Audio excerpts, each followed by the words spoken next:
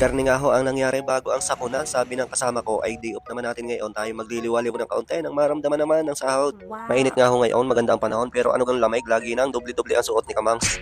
Nagbas nga kami sa aming pupuntahan, malapit lang naman, 30 minutes lang ang biyahe simula din hanggang doon. Ano gang pagkakaluwag ng bus din hindi kagaya diyan sa atin, laging siksikan, nagsalin-salin na ang mga amoy. May nadaanan nga kaming kanal diyan, ano gang lalaki ng isda, anong sarap pang ihaw niyan. Diyan nga kami napadpad sa Joyce Ibaraki Building dahil diyan nga yung Philippine store na aming pupuntahan.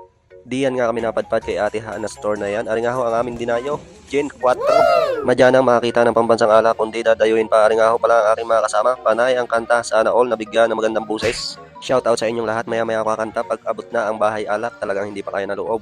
Ano gang sarap mag-enjoy paminsan-minsan, hindi yung puro trabaho, aba ay mauuto. Pagkatapos nga namin kumain ay binuksan na ang dinayo din sabi ko akin na titimplahin natin na magkaalaman na kung sino ang matibay. Pagkakayabang ano, baka mamaya ako ang siyang unang tulog. Sisindihan sana namin yan kasi wala ng espiritu, ayaw nang lumingas, hanggang nanggaling pa sa Pinas, siguro naiwan sa eroplano. Sabi ko ayos na yan, paghahalu-haluin na lang natin, ang mahalagay lasang gin. Ano gang tagal na bago ulit nakatikim ng gandeng gin, puro lasa ko'y kaunting inom pula ay ako mamay buhal na hanggang walang practice. Kaya na nga tinikot na ang baso, magkakaalaman na kung sinong unang tutumba, ano masarap mag-inuman pagkagarne ang alak galing sa Pinas. Dalawang shot pa lang ay mainit-init na agad ang kwentuhan. Ari naman isang kasama ko, panay ang pulutan, ay lasing ka sa pulutan, utoy.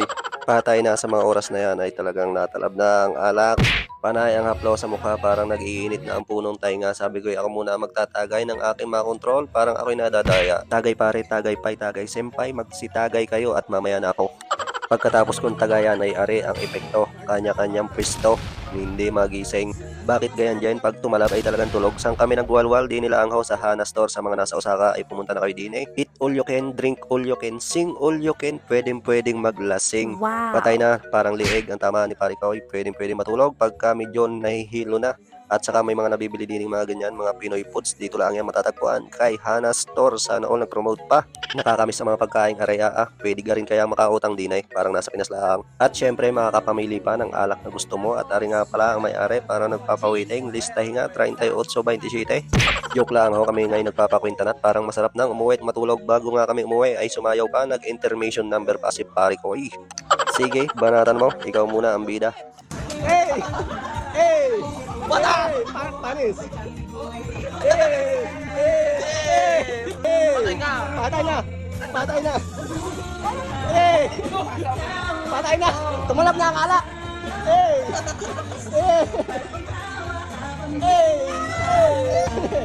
Hey! Hey!